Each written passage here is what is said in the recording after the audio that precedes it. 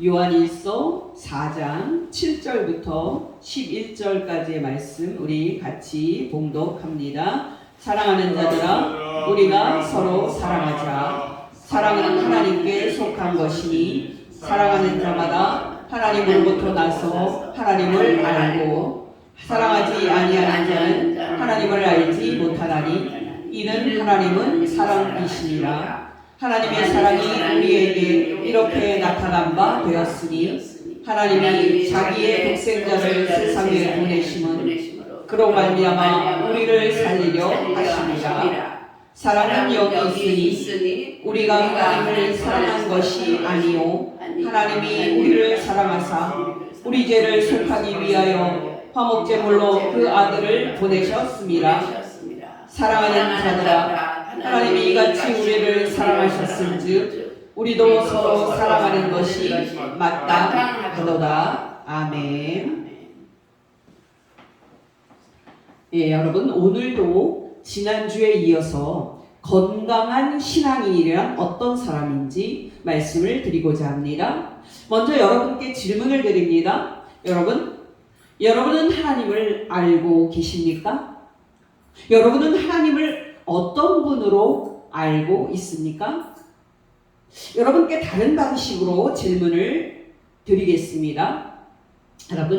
여러분은 하나님을 생각할 때 기쁜 마음이 드십니까? 혹시 하나님을 생각할 때 부담스러운 마음이나 두려운 마음이 들지는 않습니까? 만약에 하나님을 생각할 때 여러분에게 조금이라도 부정적인 마음이 든다면 여러분은 분명히 건강하지 못한 신앙인일 것입니다. 왜냐하면 하나님은 사랑이시기 때문입니다. 요한일서 4장 8절입니다. 사랑하지 아니하는 자는 하나님을 알지 못하나니 이는 하나님은 사랑이심이라. 여러분 기억하시기 바랍니다. 여러분이 하나님을 생각할 때 여러분을 구원하신 하나님이라는 긍정적인 이미지가 떠오르지 않고 여러분을 심판하시는 하나님이라는 부정적인 이미지가 떠오른다면 여러분은 분명히 병들어 있는 신앙인일 것입니다. 여러분, 하나님에 대한 우리의 이미지와 하나님에 대한 우리의 생각이 왜 중요한지 아십니까? 우리의 영적인 건강은 하나님에 대해서 우리가 어떻게 생각하느냐에 전적으로 달려있기 때문입니다.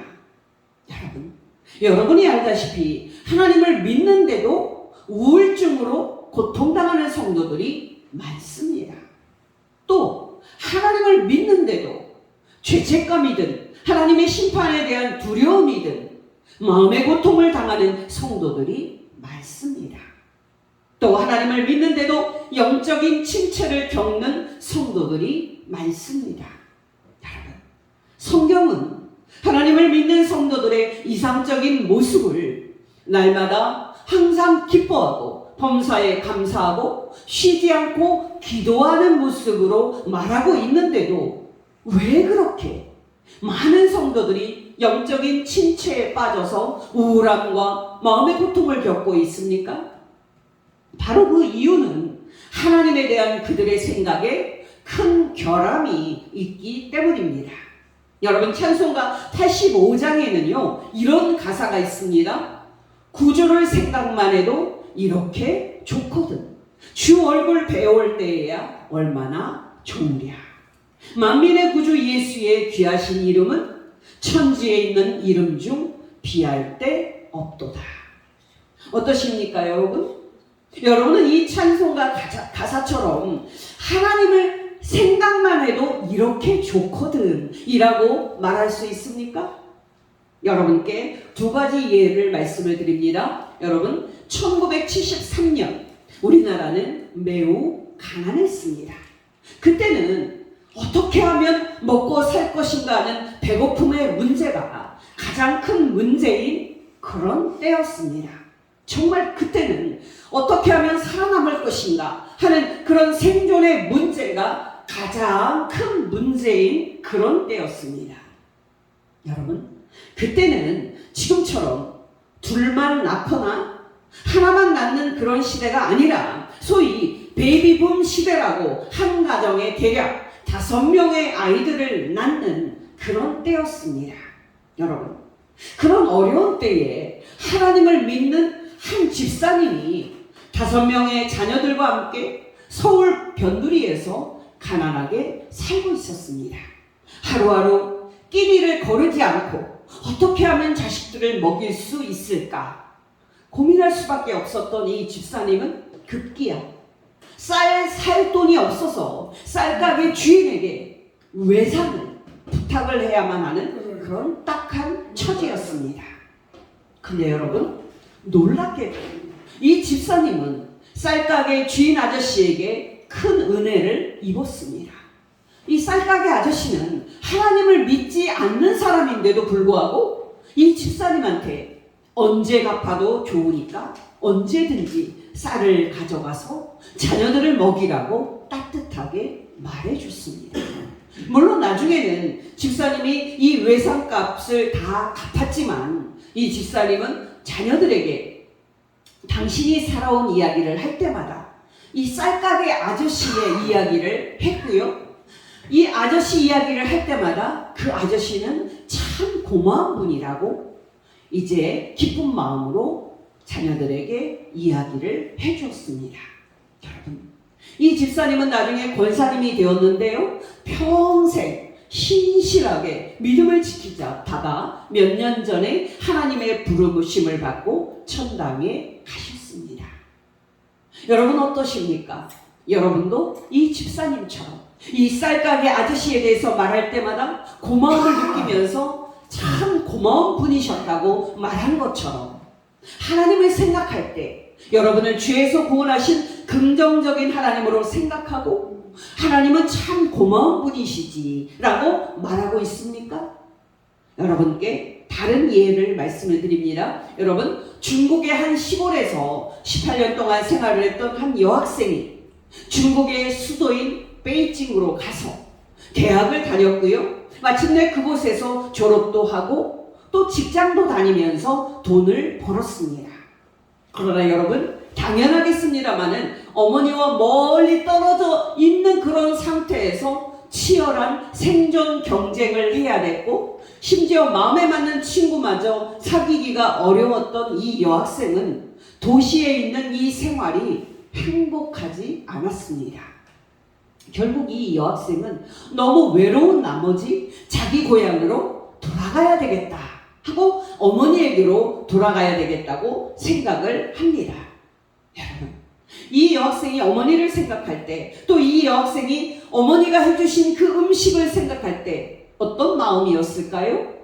부담스럽고 불편한 마음이었을까요? 천만의 말씀입니다.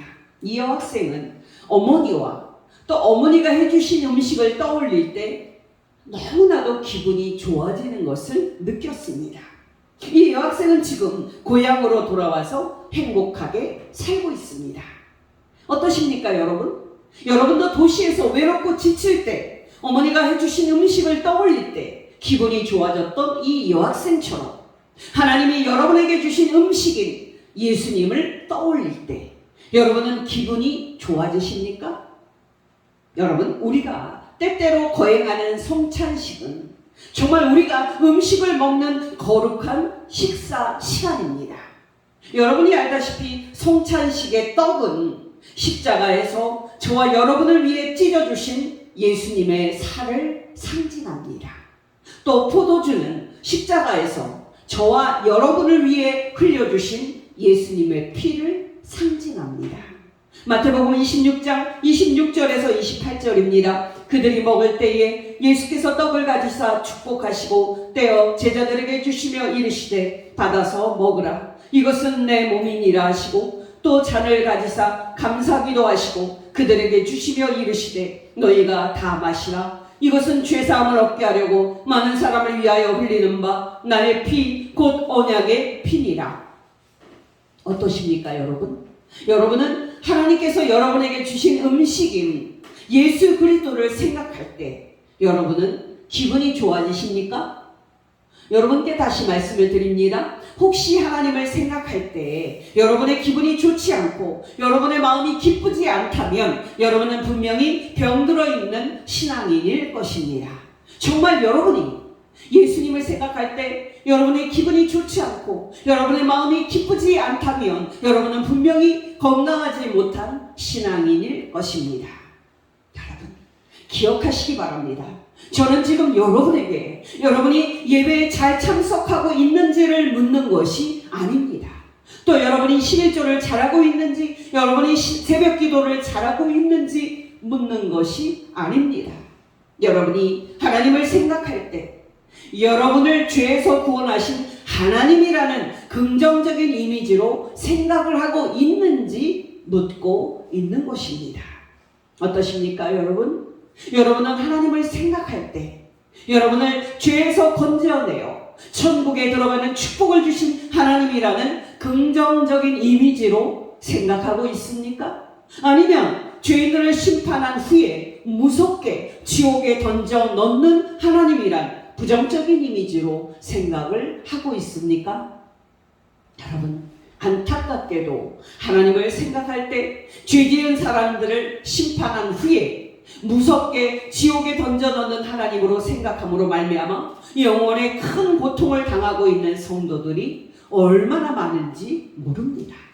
정말 예수님을 생각할 때 죄지은 사람들을 심판한 후에 무섭게 지옥불에 던져 넣는 예수님으로 생각함으로 말미암아 영원의 큰 고통을 당하고 있는 성도들이 얼마나 많은지 모릅니다.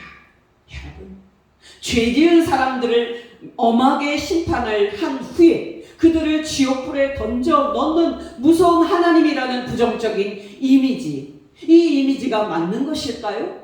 천만의 말씀입니다. 성경은 놀랍게도 하나님을 사랑이라고 선포합니다. 다시 요한일서 4장 8절입니다. 사랑하지 아니하는 자는 하나님을 알지 못하나니 이는 하나님은 사랑이시니라. 여러분께 지금부터 하나님이 사랑이심을 보여주는 6가지 증거를 말씀을 드립니다. 여러분, 하나님이 사랑이심을 보여주는 첫 번째 증거는 하나님은 우리에게 선물을 주시는 분이라는 사실에 있습니다. 여러분, 오늘 본문 9절 10절에서 사도 요한은 2번이나 하나님이 당신의 아들을 우리에게 보냈다고 말합니다. 바로 여러분, 이 보냄은 하나님께서 우리에게 주셨음을 뜻합니다. 오늘 본문 9절에서부터 11절 상반절입니다. 하나님의 사랑이 우리에게 이렇게 나타난 바 되었으니 하나님이 자기의 독생자를 세상에 보내심은 그로 말미암아 우리를 살리려 하심이라. 사랑은 여기 있으니 우리가 하나님을 사랑한 것이 아니요 하나님이 우리를 사랑하사 우리 죄를 속하기 위하여 화목제물로 그 아들을 보내셨습니다. 사랑하는 자들아, 하나님이 이같이 우리를 사랑하셨은즉. 여러분, 놀랍지 않습니까? 여러분, 하나님은 우리가 가진 것을 다 빼앗은 다음에 우리의 생명을 해하고 죽이는 분이십니까? 천만의 말씀입니다. 하나님은 우리에게 우리가 가진 것을 빼앗는 분이 아니라 놀랍게도 우리에게 선물을 주시는 분이십니다. 둘째로 여러분, 하나님이 사랑이심을 보여주는 증거는 하나님이 우리에게 주신 선물이 당신의 아들이라는 사실에 있습니다. 여러분, 하나님이 우리에게 무엇을 선물로 주셨습니까? 당신이 가지고 계신 것 중에서 쓸모없는 것을 주셨습니까? 천만의 말씀입니다. 하나님은 당신이 가지고 계신 것 중에서 가장 가치가 있고 가장 소중한 것을 선물로 주셨습니다. 여러분, 그 선물이 뭡니까? 바로 하나님의 아들 예수 그리스도입니다. 놀랍게도 여러분, 하나님이 우리에게 주신 선물은 하나밖에 없는 외아들 예수 그리스도였습니다. 다시 9절에서 10절입니다. 하나님의 사랑이 우리에게 이렇게 나타난 바 되었으니 하나님이 자기의 독생자를 세상에 보내심은 그로 말미암아 우리를 살리려 하심이라. 사랑은 여기 있으니 우리가 하나님을 사랑한 것이 아니요 하나님이 우리를 사랑하사 우리 죄를 속하기 위하여 화목제물로 그 아들을 보내셨습니다. 여러분, 어떤 분들 중에는 다른 사람들에게 무언가를 줄 때 무슨 이유인지는 몰라도 안 좋은 거, 먹기에 적합하지 않은 거를 주는 분들이 있습니다. 예를 들어서 조금 상한 과일이나 신선하지 못한 음식을 줍니다. 여러분, 예상할 수 있다시피 그런 것을 받으면 앞에서는 고맙다라고 말하고 받아올지 몰라도 집에 돌아오면 그것들을 다 쓰레기통으로 들어가게 되어 있습니다. 여러분, 하나님께서도 이처럼 당신이 필요한 것은 다 옆으로 빼놓고 쓸모없는 것을 골라서 우리에게 선물로 주셨습니까? 천만의 말씀입니다. 하나님은 당신이 소유한 것 중에서 가장 소중한 당신의 외아들을 우리에게 선물로 주셨습니다. 정말 놀라운 사실이 아닐 수가 없습니다. 유명한 말씀입니다. 요한복음 3장 16절에서 17절입니다. 하나님이 세상을 이처럼 사랑하사 독생자를 주셨으니 이는 그를 믿는 자마다 멸망하지 않고 영생을 얻게 하려 하심이라. 하나님이 그 아들을 세상에 보내신 것은 세상을 심판하려 하심이 아니요 그로 말미암아 세상이 구원을 받게 하려 하심이라.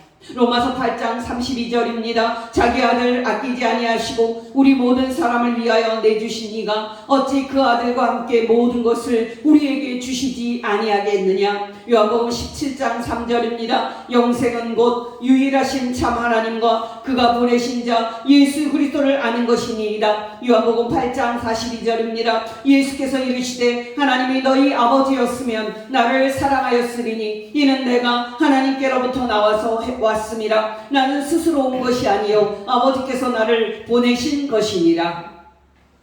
셋째로 여러분, 하나님이 사랑이심을 보여주는 증거는 하나님께서 바로 우리에게 당신의 외아들 예수 그리스도를 선물로 보내셨다는 사실에 있습니다. 여러분 생각해 보십시오. 하나님께서 죄짓지 않고 하나님의 말씀에 순종한 사람들에게 예수 그리스도를 보내셨습니까? 천만의 말씀입니다. 하나님은 당신의 법이 십계명을 범한 사람들을 위해서 당신의 아들을 선물로 보내셨습니다. 정말 놀랍게도 하나님은 당신을 섬기기를 거부한 당신의 원수들을 위해서 예수 그리스도를 선물로 보내셨습니다. 정말 놀랍게도 하나님은 당신의 심판받고 지옥에 가야 할 흉악한 죄인들을 위해서 당신의 아들 예수 그리스도를 보내주셨습니다. 여러분, 사도 요한은 9절에서 하나님이 그 아들을 보내주신 그 축복을 받은 대상을 말할 때 세상이라는 단어를 사용을 하는데요. 여러분, 이때의 세상은 바로 하나님의 심판받을 대상인 모든 사람들과 하나님을 대적하고 사탄을 섬긴 저와 여러분을 뜻하는 겁니다. 여러분, 놀랍지 않습니까? 여러분, 놀랍게도 하나님을 생각할 때 하나님을 죄인을 심판해서 지옥에 보내고 의인은 잘했다고 칭찬해서 천국에 들여보내는 심판주 하나님으로 생각을 해서 하나님을 생각할 때마다 두려워 떠는 성도들이 얼마나 많은지 모릅니다. 여러분, 이 생각이 맞는 것입니까? 천만의 말씀입니다. 얼핏 들으면은 이 생각이 맞는 것처럼 들립니다만은 이 생각은 틀린 생각입니다. 또 이 생각에 맞는 측면이 있다고 할지라도 그 맥락은 성도들이 생각하는 것과는 많이 다른 것이 사실입니다. 여러분, 하나님께서 당신의 외아들인 예수 그리스도를 우리를 위해서 보내주셨다는 사실이 왜 모든 사람에게 그렇게 기쁜 소식입니까? 바로 하나님의 심판받을 대상인 모든 사람을 심판하기 위해서가 아닌 모든 사람을 구원하기 위해서 하나님께서 예수 그리스도를 보내셨기 때문입니다. 다시 요한복음 3장 16절 17절입니다. 하나님이 세상을 이처럼 사랑하사. 여러분 기억하시기 바랍니다. 여기 세상은 하나님으로부터 이쁨을 받고 하나님으로부터 축복을 받을 만한 대상인 사람들을 말하는 것이 아닙니다. 여기에 있는 이 세상은 마땅히 하나님의 심판을 받을 대상인 사람들을 말하는 것입니다. 여러분, 하나님께서 당신의 아들 예수 그리스도를 2000년 전에 이 세상에 보내신 것은 모든 사람을 심판하시기 위해서였습니까? 천만의 말씀입니다. 놀랍게도 당신의 심판받을 대상인 사람들을 심판하지 않고 구원하기 위해서였습니다. 다시 요한복음 3장 16절 17절입니다. 하나님이 세상을 이처럼 사랑하사 독생자를 주셨으니 이는 그를 믿는 자마다 멸망하지 않고 영생을 얻게 하려 하심이라. 하나님이 그 아들을 세상에 보내신 것은 세상을 심판하려 하심이 아니요 그로 말미암아 세상이 구원을 받게 하려 하심이라. 다시 요한일서 4장 9절입니다. 하나님의 사랑이 우리에게 이렇게 나타난 바 되었으니 하나님이 자기의 독생자를 세상에 보내심은 그로 말미암아 우리를 살리려 하심이라. 여러분, 우리는 이로써 하나님이 사랑이심을 보여주는 네 번째 증거를 이미 생각하고 있는데요. 여러분 기억하시기 바랍니다. 하나님은 사랑이십니다. 왜요? 하나님의 심판받을 대상인 모든 사람을 심판하시는 것이 마땅하심에도 불구하고 하나님께서 모든 사람을 심판하지 아니하시고 구원하기 위해서 당신의 아들을 보내주셨기 때문입니다. 여러분 다시 요한일서 4장 9절입니다. 하나님의 사랑이 우리에게 이렇게 나타난 바 되었으니 하나님이 자기의 독생자를 세상에 보내심은 그로 말미암아 우리를 살리려 하시니라. 또 요한복음 3장 16절입니다. 하나님이 세상을 이처럼 사랑하사 독생자를 주셨으니 이는 그를 믿는 자마다 멸망하지 않고 영생을 얻게 하려 하시니라. 여러분 기억하시기 바랍니다. 하나님께서 당신의 외아들인 예수 그리스도를 하나님께 죄짓고 또 심판받을 대상인 우리를 위해서 이 세상에 보내주신 목적은 우리를 심판하기 위한 것이 아니라 우리에게 영생을 주시기 위한 것이었습니다. 아멘. 놀랍지 않습니까, 여러분? 하나님이 당신의 아들을 이 세상에 보내실 때 우리에게 주시고자 하셨던 이 영생은 참 감격적인 말인데요. 이 영생을 얻는다 하는 이 말은 구원을 받는다 하는 말과 천국에 들어간다 하는 말과 같은 뜻입니다. 여러분, 이 세상에서 가장 소중한 것이 무엇입니까? 말할 필요 없이 물과 식량입니다. 왜냐하면 여러분이 알다시피 마실 물과 먹을 빵이 없으면 사람은 죽기 때문입니다. 여러분, 사람들에게 권력을 얻는 것 중요합니다. 또 명예를 얻는 것 중요합니다. 그러나 여러분, 물과 빵에 비하면 그런 것들은 부차적인 것들입니다. 더 정확하게 말한다면 권력이 있어야 물과 빵을 다른 사람들보다 더 많이 확보할 수 있고 명예가 있어야 물과 빵을 다른 사람들보다 더 많이 확보할 수 있기 때문에 사람들이 권력과 명예를 얻는다고 말하는 것이 맞는 말일 것입니다. 여러분, 그거 아십니까? 예수님 당시의 유대인들은 예수님께 열광했습니다. 정말 유대인들은 예수님이 계신 곳이면 그곳이 어디든지 찾아갔고 새벽부터 예수님을 찾아가는 수고를 마다하지 않았습니다. 여러분, 왜 유대인들이 그렇게 열심히 예수님을 찾았습니까? 그들이 하나님을 믿는 신앙이 독실해서였습니까? 천만의 말씀입니다. 예수님께 가면 그들이 마실 물과 그들이 먹을 빵을 마음껏 구할 수 있다고 믿었기 때문이었습니다. 실제로 여러분, 예수님은 어린아이의 그 한 끼 식사인 보리떡 5개와 물고기 2마리로 5,000명을 먹이고 12바구니를 남기는 표적을 보였습니다. 여러분, 이때 5,000명은 남자 숫자만 말하는 것이니까 여자와 아이들을 포함을 한다면 그때 음식 먹은 사람의 숫자는 최소 10,000명이 넘었을 것입니다. 예수님이 이렇게 엄청난 표적을 보였을 때 유대인들이 얼마나 놀랐겠습니까? 예수님이라면 우리의 경제적인 문제뿐만 아니라 우리의 정치적인 또 사회적인 문제, 더 나아가서 로마 제국의 지배에서 유대인을 해방시키는 문제까지 다 해결해 주실 분이라고 그렇게 생각하지 않았겠습니까? 실제로 유대인들은 예수님을 그렇게 생각을 했고요. 또 예수님을 자기들의 메시아와 임금 삼으려고 했습니다. 근데 여러분, 예수님은 유대인들의 기대대로 이 세상에 축복을 주는 그런 구원자 개념을 받아들이셨습니까? 천만의 말씀입니다. 예수님은 당신을 이 세상의 문제를 해결해주는 구원자로 생각을 하고 있는 유대인의 무리로부터 떠나십니다.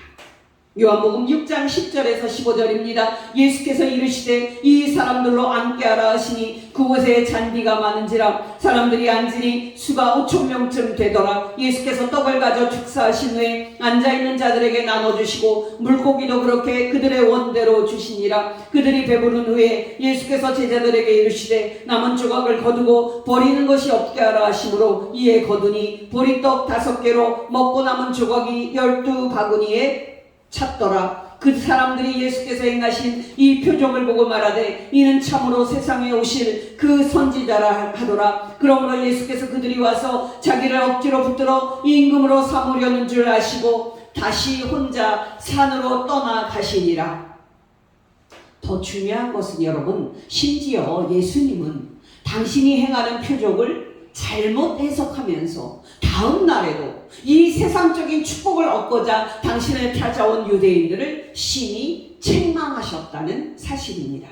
여러분, 당신이 이 세상에 온 것은 단지 물과 빵을 주어서 사람들에게 이 세상의 육체적인 생명을 연장해 주는 것이 아니라 죽지 않는 영생을 주기 위한 것이라고 말했을 때, 또 그들에게 썩는 양식이 아닌 죽지 않게 하는 양식을 찾으라고 말했을 때 유대인들의 반응이 어떠했는지 아십니까?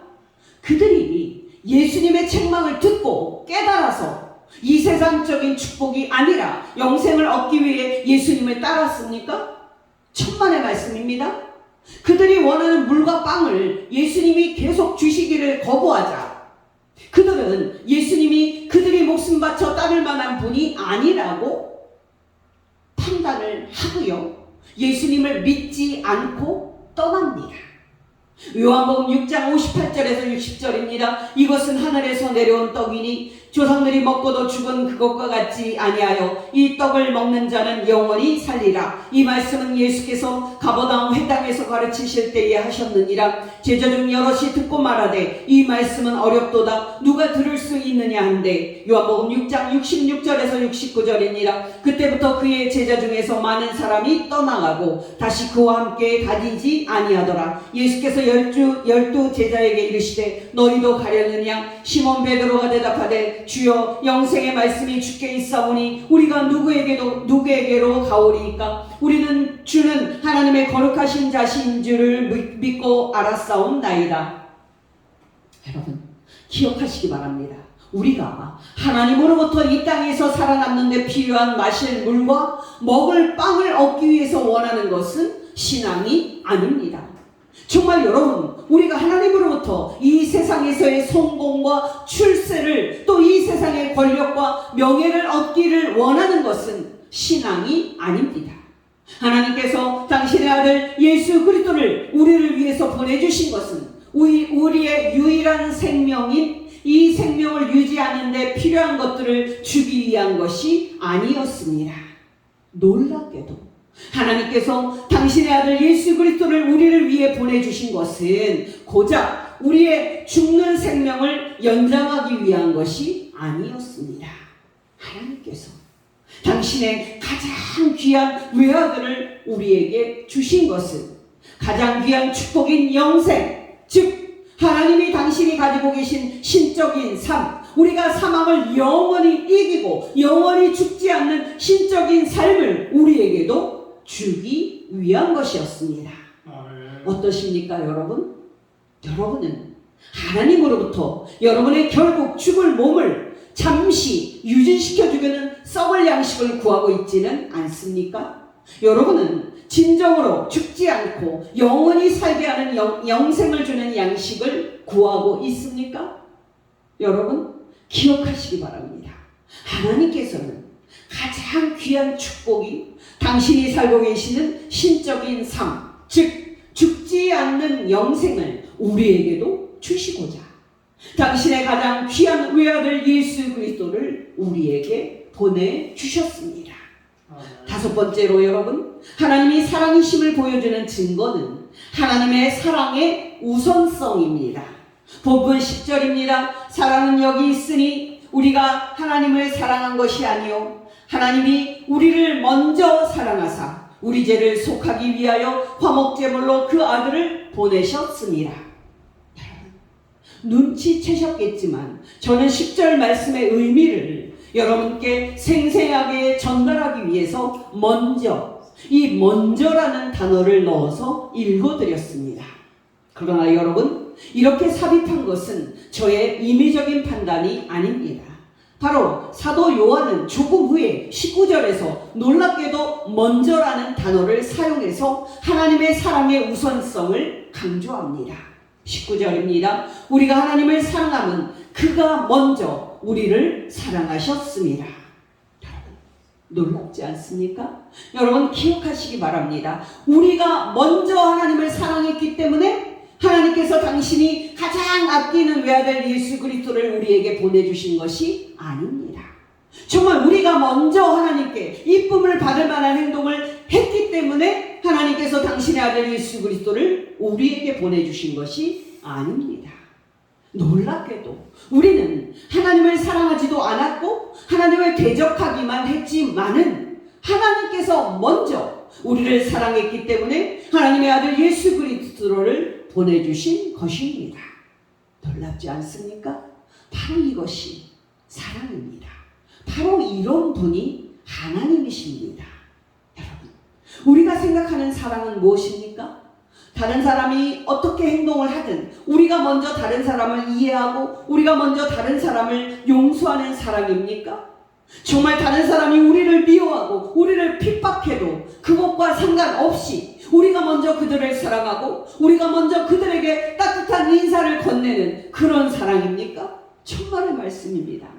우리가 생각하는 사랑은 다른 사람이 먼저 행동할 때 그제서야 우리가 그 반응을 보고 응답하는 사랑입니다. 사랑이 무엇인지 말씀하시는 예수님의 말씀입니다. 마태복음 5장 46절에서 48절입니다. 너희가 너희를 사랑하는 자를 사랑하면 무슨 상이 있으리요? 세리도 이같이 아니하느냐? 또 너희가 너희 형제에게만 무난하면 남보다 더한 것이 무엇이냐? 이방인들도 이같이 아니하느냐? 그러므로 하늘에 계신 너희 아버지의 온전하심과 같이 너희도 온전하라. 또 44절에서 45절입니다. 나는 너희에게 이르노니 너희 원수를 사랑하며 너희를 박해하는 자들을 위하여 기도하라. 이같이 한즉 하늘에 계신 너희 아버지의 아들이 되리니 이는 하나님이 그 해를 먹을 악인과 선인에게 비추시며 비를 의로운 자와 불의한 자에게 내려주시니라. 그렇다면 여러분, 왜 하나님께서는 우리를 먼저 사랑하셔서 당신의 아들 예수 그리스도를 보내주셨습니까? 여러분, 우리는 이 질문에 대해서 우리 인간의 이성으로 납득할 수 있는 그런 답을 찾을 수는 없습니다. 그러나 우리는 왜 하나님께서 먼저 우리를 사랑하사 당신의 아들 예수 그리스도를 보내주셨는지 기이한 답은 얻을 수 있습니다. 여러분, 그 이유가 무엇입니까? 바로 하나님께서 사랑이시기 때문입니다. 요한일서 4장 8절입니다. 사랑하지 아니하는 자는 하나님을 알지 못하나니 이는 하나님은 사랑이십니다. 또 16절입니다. 하나님이 우리를 먼저 사랑하시는 사랑을 우리가 알고 믿었노니 하나님은 사랑이시라. 사랑 안에 거하는 자는 하나님 안에 거하고 하나님도 그의 안에 거하느니라. 사람들은 연애할 때 왜 나를 사랑하는 거야? 하고 상대방에게 물어보는 경향이 있습니다. 여러분, 그때 사람들은 어떤 이유 때문에 너를 사랑하지 하고 말하고는 합니다. 그러나 여러분, 드물게 어떤 사람은 이렇게 말합니다. 이유가 뭐가 있어? 나는 너를 그냥 사랑하는 거야. 여러분, 이 말은 우리를 먼저 사랑해서 예수 그리스도를 보내주신 하나님의 사랑을 다 표현은 못해도 인간적인 수준에서는 가장 잘 표현한 대답이 될 것입니다. 여러분 기억하시기 바랍니다. 하나님께서 왜 먼저 우리를 사랑하사 예수 그리스도를 아들을 보내주셨는지 우리는 그 이유를 절대로 우리 안에서 찾을 수는 없습니다. 단지 하나님께서 사랑이시기 때문에 그렇게 우리를 사랑하셨고 그 결과로 당신이 가장 사랑하는 외아들 예수 그리스도를 우리 위해서 보내주셨다는 사실만 알 뿐입니다. 요한복음 3장 16절입니다. 하나님이 세상을 이처럼 사랑하사 독생자를 주셨으니 이는 그를 믿는 자마다 멸망하지 않고 영생을 얻게 하려 하심이라. 마지막으로 여러분, 하나님이 사랑이심을 보여주는 증거는 하나님께서 당신의 아들 예수 그리스도를 십자가에 죽게 하실 정도로 당신의 아들을 우리에게 주셨다는 사실에 있습니다. 여러분, 왜 하나님께서는 당신의 아들이신 예수 그리스도를 이 땅에 보내셨습니까? 바로 십자가에 못 박혀 죽게 하기 위한 것이었습니다. 그렇다면 여러분, 왜 하나님께서는 당신이 가장 사랑하는 외아들인 예수 그리스도를 십자가에 못 박혀 죽게 하셨습니까? 하나님을 위한 것이었습니까? 천만의 말씀입니다. 바로 저와 여러분을 위한 것이었습니다. 바로 저와 여러분을 천국에 들어가게 하는데 필요한 예수 그리스도께서 우리 죄를 위해 화목제물이 되도록 하기 위한 것이었습니다. 오늘 보면 10절입니다. 사랑은 여기 있으니 우리가 하나님을 사랑한 것이 아니요 하나님이 우리를 사랑하사 우리 죄를 속하기 위하여 화목제물로 그 아들을 보내셨습니다.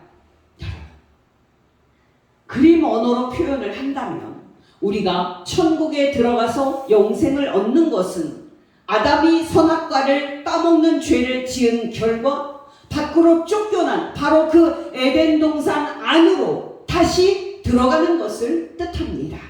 근데 여러분, 하나님께서는 우리를 그냥 에덴 동산 안으로 다시 들어가게 하실 수는 없을까요? 놀랍게도 그것은 불가능합니다.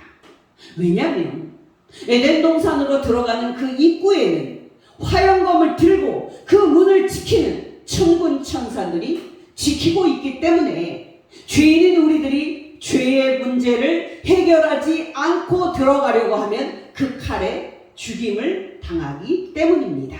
창세기 3장 23절 24절입니다. 여호와 하나님이 에덴 동산에서 아담을 내보내어 그의 근원이 된 땅을 갈게 하시니라. 이같이 하나님이 그 사람을 쫓아내시고 에덴 동산 동쪽에 그릇들과 두루 도는 불칼을 두어 생명나무의 길을 지키게 하시니라. 더 중요한 것은 여러분, 에덴 동산으로 상징이 된 천국에 우리가 들어가서 하나님과 함께 사는 지고의 축복인 영생의 축복을 받으려면 우리는 우리 죄의 문제를 반드시 해결해야만 한다는 사실입니다. 왜냐하면 죄인인 우리가 천국에 들어가지도 못할 뿐만 아니라 만약 들어간다고 해도 죄인인 우리는 거룩하신 하나님의 진노를 피할 수 없기 때문입니다. 그렇다면 여러분, 우리가 천국에 들어가서 하나님과 함께 영원히 사는 영생의 축복을 얻는 것 불가능합니까? 네. 우리가 스스로 우리 죄의 문제를 해결하고 천국에 들어갈 수는 없다는 의미에서 그것은 절대적으로 불가능합니다. 그러나 여러분, 기뻐하시기 바랍니다. 우리가 해결할 수 없었던 바로 그 죄의 문제를 하나님께서 친히 저와 여러분을 위해서 해결해 주셨습니다. 아멘. 여러분, 어떻게 해결해 주셨습니까? 여러분, 바로 당신의 아들 예수 그리스도를 우리의 죄를 대신 지시고 십자가에서 우리 죄의 화목제물로 죽게 하심으로써 해결해 주셨습니다. 다시 본문 10절입니다. 사랑은 여기 있으니 우리가 하나님을 사랑한 것이 아니요 하나님이 우리를 사랑하사 우리 죄를 속하기 위하여 화목제물로 그 아들을 보내셨습니다.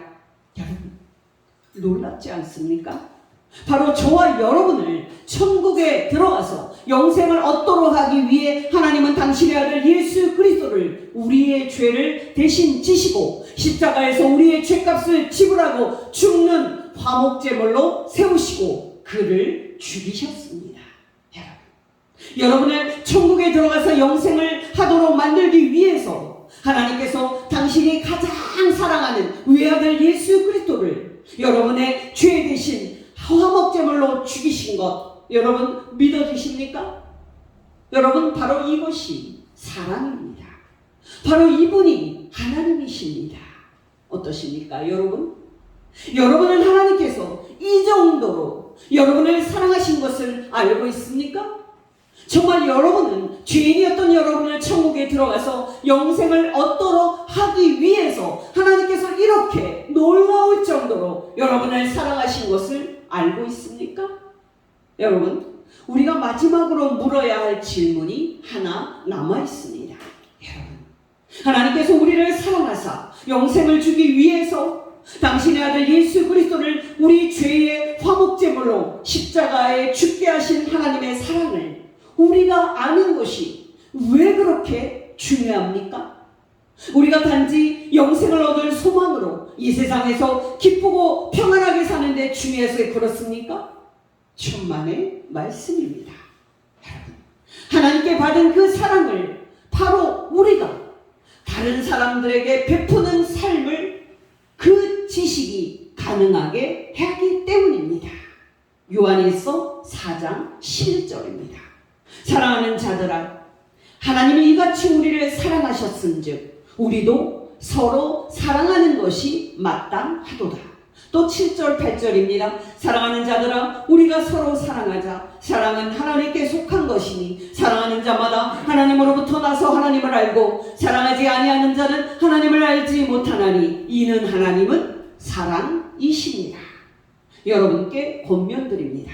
날마다 성경 말씀과 성령 하나님의 새롭게 하시는 은혜를 받아서 하나님이 여러분을 죄에서 구원하사 천국에 들어가 영생하는 축복을 주신 하나님을, 그 하나님이 사랑이심을 알아갈수록 여러분이 더욱더 하나님의 사랑에 대한 반응으로 다른 사람을 내 몸처럼 사랑하는 데 있어 열매를 맺는 복된 성도 되시기를 예수 이름으로 축원합니다. 기도하겠습니다. 하나님 아버지, 오늘 말씀을 통해서 하나님이 우리를 사랑하시고 우리를 구원하신 분이심을 알고 또 하나님이 사랑이심을 가르쳐 주신 것 진심으로 감사를 드립니다. 하나님 아버지, 이번 한 주도 살 때에 우리 마음에 성령님과 말씀으로 충만하게 하여 주시사 하나님께서 사랑이심을 깨달아 알아갈수록 그 받은 사랑으로 우리가 우리의 이웃을 우리 몸처럼 사랑하는 삶을 실천하게 하옵소서. 우리의 모든 죄를 대신 지시고 십자가에서 우리 죄에 대한 하나님의 진노와 심판을 우리를 위하여 받아주신 하나님의 아들 예수 그리스도의 이름으로 사랑이신 하나님 아버지 앞에 감사하며 기도를 드리옵나이다. 아멘.